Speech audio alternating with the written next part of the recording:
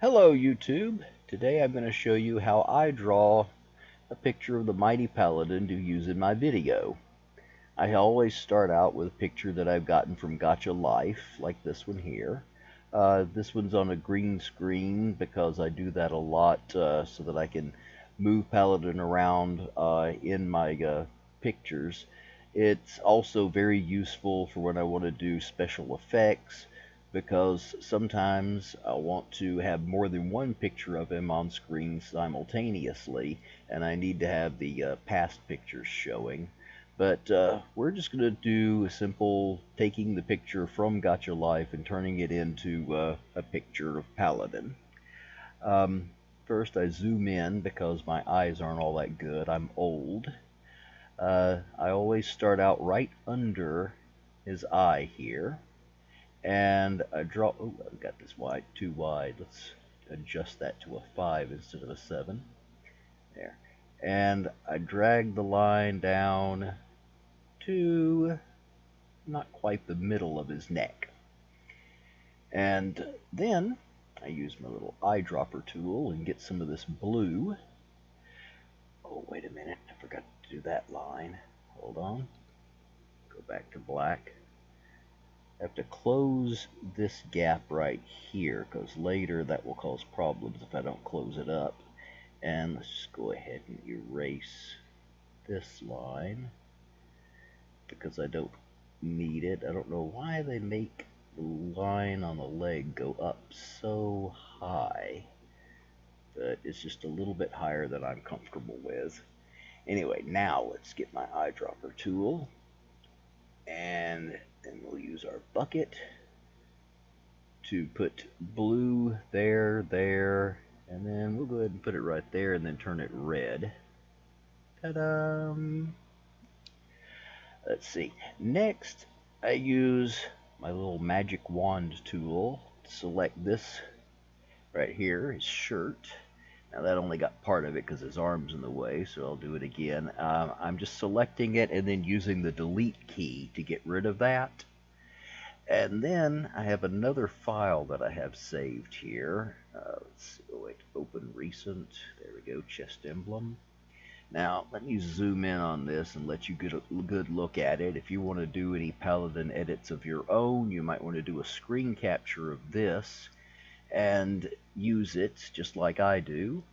Let's see, edit, select all, and then edit, copy, and then we'll go back to this picture and go to edit, paste into a new layer. I love working with layers, it's so much fun. Now, as you can see, it's a little small. That's because I've got him drawn at a large size. We'll just stretch it out and then move it down one layer. There we go. Now, I always try to line this up so that the center is lined up with the point where his neck comes down here to a V. So the very center should be right there. And the bottom of it, I want to turn it a little bit and drag it over here so that the bottom is around the center of the belt buckle. It doesn't have to be exact because it's going to be real small in the pictures. But see, then we deselect so it looks nice, and then we'll flatten the image a bit. Now, next, I'm going to zoom back out and add another layer. And on this other layer, I'm going to take this thing and draw a circle. And but for this circle, I want the width of the line to be 40. It's going to be yellow. There we go. Now, we'll do this right here. Isn't that lovely? And we'll do another one so we get a nice little figure 8. Squash one side of the figure 8 so it looks like it's going a bit behind him on each side. And since it's on a different layer, if you're not quite happy with the way you lined it up, you can select it and move it around a little. There we go. Let's put it all the way over here, why not? And I can squash it a little bit. if I want. Then we'll adjust how opaque this layer is. I like this for my swirlies. I like to use a 150 as the opacity, and see, you can see Paladin through it. Looks real pretty. Let's see, and deselect, and we're gonna flatten the image again. And now I'm gonna open a different program. Let's see, first copy this, select all, and copy. Now, up until now, I've been using paint.net, which is a real good program for a lot of stuff, and I use it all the time. But I also use this program, dang it, I can't remember the name. Oh yeah, it's called Photoscape. And in Photoscape, I use it for doing light effects and for doing lettering, because it's really good at both of those things. Let's see.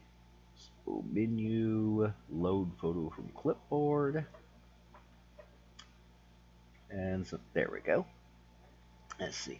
The first effect we're going to add is this bloom. And you set the area for the bloom and select right there. I can adjust the level. I want it real bright. There we go. And the contrast is already turned all the way up. Now, that lights up one side of it, so I have to do it again to light up the other side. Or I could decide, nah, I'm going to do it. Set area again. This time click here. And see, he's all brightly lit up by his electric nunchucks. And if I want to get really fancy, which I always do, I'll go to Filter and add something called a lens flare. Boom, there we go. Isn't that lovely? And let's add lens flare here. And of course you can add some color to your lens flare if you want. Makes it yellow. Or you can adjust how long it is. Nah, that's a little too much. Okay. And then I want to add another one, so we have a 2-hit combo going on. After all, why do figure eights if you can't get more than one hit? Lens flare. Yeah, we'll keep this one in the center like that. And there we go. And then, like I said, lettering is another thing that this program does really well. So let's add some lettering so you can see how that looks. Let's see. This is Paladin's favorite slogan. Heroes do what needs to be done. I already had that typed up. And I'll just drag it down here. Actually, I think I'm going to change it. I want it all on one line, so I'll just add a space, delete, there we go. And put that underneath him there. And then we add another one, but this time it's going to say the mighty Paladin. And we'll put that up here near the top. Let's see.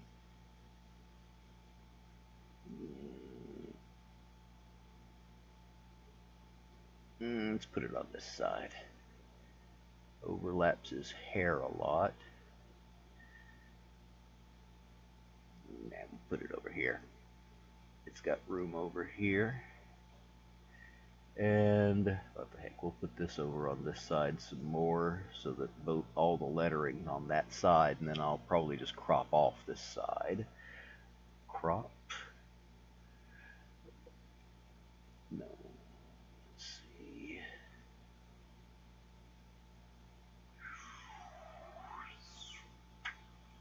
There we go.